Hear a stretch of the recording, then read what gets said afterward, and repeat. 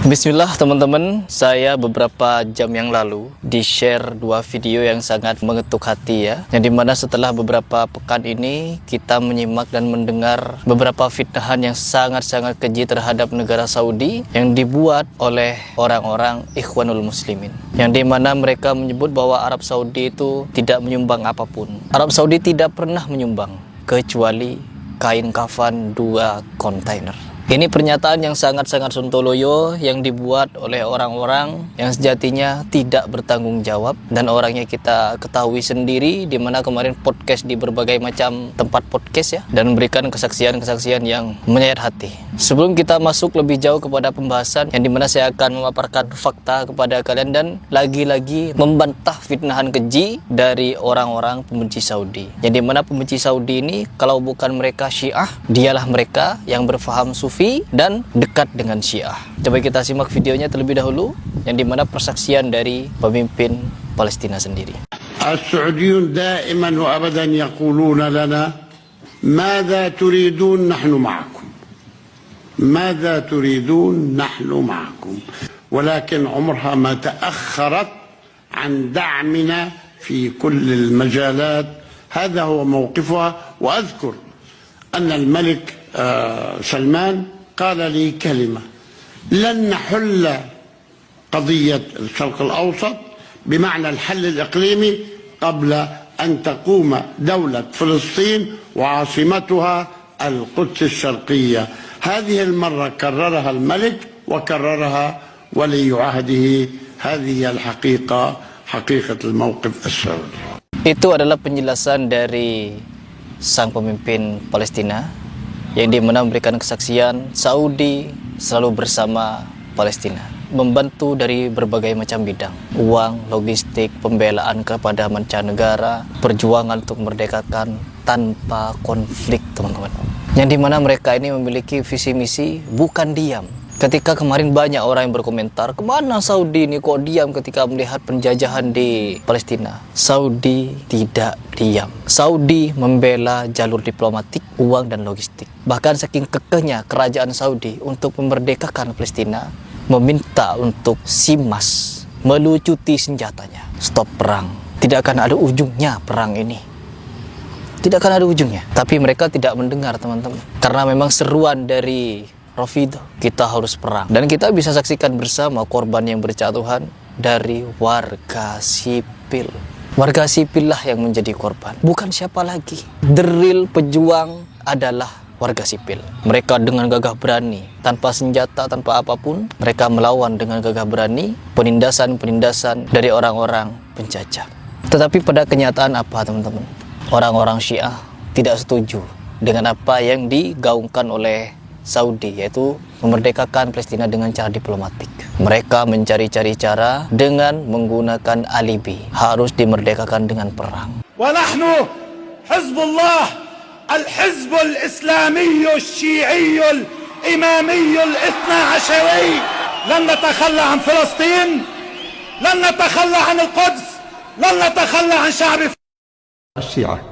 لا يذكر أنهم فتحوا بلادا استنقذوها من النصارى، وإنما إذا ضعف أهل السنة وفرطوا جاء هؤلاء وآذوهم، والله المستعان. Suriah, jutaan umat Sunni dibantai oleh orang Syiah Rafidah. Apakah itu belum cukup bukti untuk membuka mata kita bahwa orang Syiah Rafidah memiliki ibadah menumpahkan darah kaum muslimin? Coba lihat apa yang terjadi pada saat Syiah sudah mulai berkuasa. Anda harus paham ya, orang-orang Syiah menganggap Anda semuanya ahli sunnah kafir. Dalahnya halal. Mau lihat buktinya? Apa yang mereka lakukan di Irak? Mereka menggantung Saddam, membunuh umat Islam ribuan di Irak. Semua yang berpaham sunni dihancurin, dibunuh. Dan bukan cuma dibunuh, masjidnya dirusak. Emang sudah begitu? Di Irak itu bukti. Di Syria itu 225 ribu orang sunni dibunuh karena mereka anggap itu ibadah. Karena mereka anggap itu ibadah. Ini bukan main-main ini, gitu kan? Sunni bagi mereka itu lebih najis daripada anjing. Sunni bagi mereka ini lebih kafir daripada Yahudi dan lebih kafir daripada Nasara. Hina. Apa alasan mereka menghinakan kita, mengkafirkan kita? Karena kita memuji-muji Abu Bakar, Umar, Utsman, Aisyah. 4 nama ini yang saya sebutkan bagi Syiah Rafidhah di neraka semua. Dan yang memuji mereka juga ikut ke neraka. Barang siapa yang menumpahkan darah kaum Sunni, terkhusus Wahabi, maka surga terketuk untuknya. نعم أنا من أقول لك ومسؤول عن كلامي كل من يقتل وهابي نجس أو بعثي يده متورطة في الدماء فإن أبواب الجنة ستدق له وتفتح إلى ذلك القاتل الذي إذا استشهد. Perhatikan baik-baik. Dan pemahaman seperti ini terhadap kaum sufi, mereka ini, Rafidhah ini, kepada sufi memuji-muji dengan kalimat apa? Kami Syiah dengan sufi saling berta'awun. لكن الوهابية لا عندهم الصوفية، ولذلك إذا تريد أنك تنظف منطقة من الوهابية فقوي الصوفية. الاتجاه الصوفي عدو طبيعي للوهابية ونحن في هذا نتعاون معهم. Jadi jelas, selama kalian tidak mendengarkan seruan dari Muhammad bin Salman atau kerajaan Saudi, maka selamanya kalian akan menyaksikan penindasan, kehancuran di Palestina sana. Pemimpin Palestina sendiri pun presidennya setuju dan berharap si Mas itu melucuti senjatanya dan berdamai. Rasulullah SAW pernah melakukan perdamaian, perjanjian damai dengan orang Yahudi dulu. Tidak selamanya konflik ini diselesaikan dengan kehancuran. Kita harus menghancurkan si A juga ingin menghancurkan si B. Tidak selamanya konflik ini harus diakhiri dengan kehancuran. Kira-kira kalau kalian selalu mensupport perang, siapa dulu yang akan hancur? Siapa dulu yang akan kehabisan rakyatnya? Kalian sudah menebak, kalian sudah tahu jawabannya. Cuman kalian pura-pura buta dan pura-pura tidak mendengar apa yang diserukan oleh Saudi. Stop perang, stop perang. Dan ini juga video kedua dari Muhammad bin Salman. مطالبة الجميع الدول بوقف تصدير الأسلحة والذخائر لإسرائيل والبدء بتحرك باسم جميع الدول الأعضاء وفي منظمة الدعاء الإسلامي وجامعة الدول العربية لضرورة موقف دولي للعدوان على غزة. لقد كان ولا يزال موقف المملكة الثابت والراسخ أن لا سبيل لتحقيق الأمن والاستقرار في فلسطين إلا من خلال تنفيذ القرارات الدولية المتعلقة بحل الدولتين لتمكين الشعب الفلسطيني من نيل حقوقه المشروعة في إقامة دولة فلسطينية مستقلة ذات سيادة على حدود 1967 وعاصمتها القدس الشرقية. Nah, di situ jelas di antara dua video ini mereka semua, kerajaan Saudi ini sangat-sangat simpatis kepada umat muslim di Gaza sana, di Palestina sana. Tetapi kaum Syiah mengendarai si Mas untuk terus berperang, perang sampai kita saksikan bersama kehancuran di Gaza sana. Mau sampai kapan? Mau sampai kapan? Harusnya kalian mikir. Dikit-dikit menyalahkan Saudi. Saudi kenapa diam? Saudi tidak diam. Saudi mencari cara dengan jalan diplomatik untuk merdekakan Palestina tanpa perang dan membuat negara Palestina merdeka yang memiliki ibu kota di Yerusalem.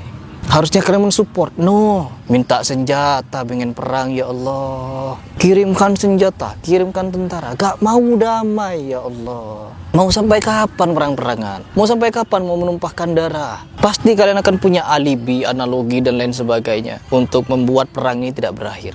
Jangan pikir pembelaan kepada Palestina hanya jalur perang. Mau orang Indonesia sendiri membela Palestina dengan cara donasi boleh. Bagaimana dengan Saudi yang menyumbang dengan uang, logistik, dan gerakan diplomatik untuk memerdekakan Palestina dengan cara perdamaian? Apa kalian tidak berpikir, wahai muslimin yang masih percaya kepada Syiah Rafidhah? Enggak, kami tidak percaya pada Syiah Rafidhah.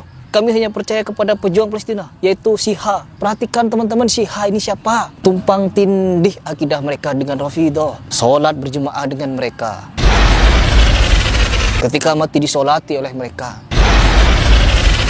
Negara dikatakan negara Islam. Min afradin wa jama'atin wa duwal wa ala ra'sihim Jumhuriyatu Iran al-Islamiyah. Pemimpin-pemimpin Rafidhah dikatakan dirahmati Allah. Al-Imam Al-Khomeini alaihi rahmatullah. يقول الإمام الخميني عليه رحمة الله ترحمون على الخميني الذي قتل علماء أهل السنة سباب الصحابة لعانهم. Ini mau dibawa kemana akidah? Penormalisasi Rafidhah. ini gerakan H ini, penormalisasi Syiah Rafidhah. Bagaimana mungkin saya tidak berani untuk mengucapkan seperti ini? Faktanya ada, videonya ada. Mereka menyanjung-nyanjung. Iran itu adalah negara muslim, Islam. Ya, Khomeini adalah orang yang dirahmati Allah. Hasan Nasrullah seorang syuhada.